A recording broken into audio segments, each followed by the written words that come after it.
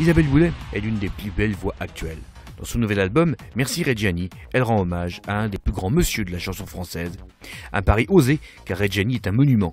Mais cet album est une réussite, tant par le travail de réalisation de Benjamin Biolay et Philippe B, que par le talent d'interprète d'Isabelle Boulay. La preuve en image, dans What's In. Bonjour, c'est Isabelle Boulay, vous êtes sur What's In.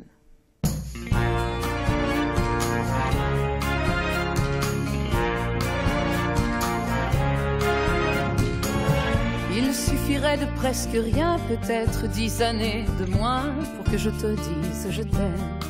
L'histoire avec Reggiani, c'est que bon, j'avais entendu sa voix toute mon enfance et un peu dans les débuts de mon adolescence, mais j'ai rencontré l'œuvre de Serge Reggiani quand j'ai eu 16 ans et ça m'a jamais quitté. Et puis je dirais que ça a été pour moi un des plus grands modèles dans la manière de faire ce métier-là. Vraiment de quoi aurions-nous l'air? J'entends déjà les commentaires.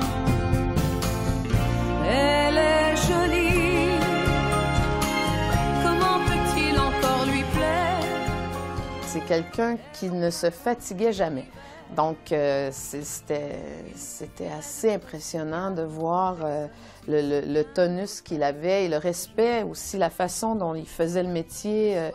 C'était avec beaucoup de noblesse. Et il était très exigeant, très vigilant.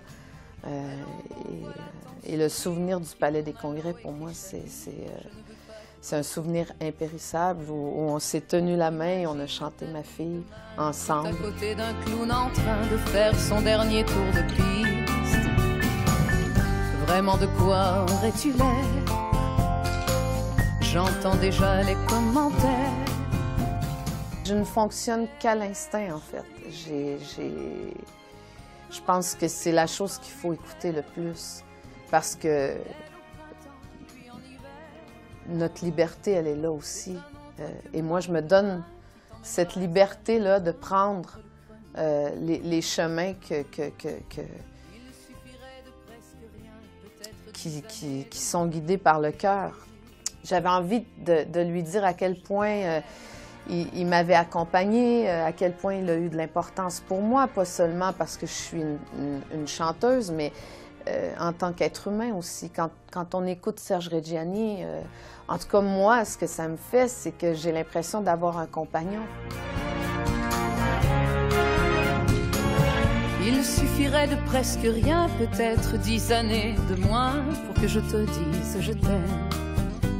Moi, je voulais surtout reprendre les chansons de la Dolce Vita, en fait, parce que, bon, c'est une œuvre qui est quand même très, très virile aussi. Moi, je suis une femme. J'ai gardé les chansons dans leur forme d'écriture au masculin, à part Le Petit Garçon que j'ai féminisé. Le talent, justement, c'est de savoir mélanger les couleurs, mais de prendre les bonnes tonalités. Donc, il y a des chansons sur lesquelles il y a beaucoup d'instrumentation, mais ça ne se sent pas parce que tout est fait en couches qu'on rajoute comme ça. C'est un travail de réalisation qui est extrêmement délicat, mais qui est quand même... il y a quand même pas mal d'instrumentation. Moi, je voulais avoir des cuivres, je voulais avoir des cordes, mais pas des choses qui tonnent comme ça ou qui soient... je voulais que tout arrive comme ça avec beaucoup de délicatesse, mais quand même une vraie présence, quoi. En train de faire son dernier tour de piste. Vraiment de quoi aurais-tu l'air? J'entends déjà les commentaires. J'ai vraiment l'intention de faire un tour de chant qui soit un récital et qui soit vraiment consacré à l'œuvre de Reggiani. Ça va être quelque chose que je vais créer en fait aux Francopholies de Montréal. Je vais faire la fermeture des Francopholies le 21 juin prochain.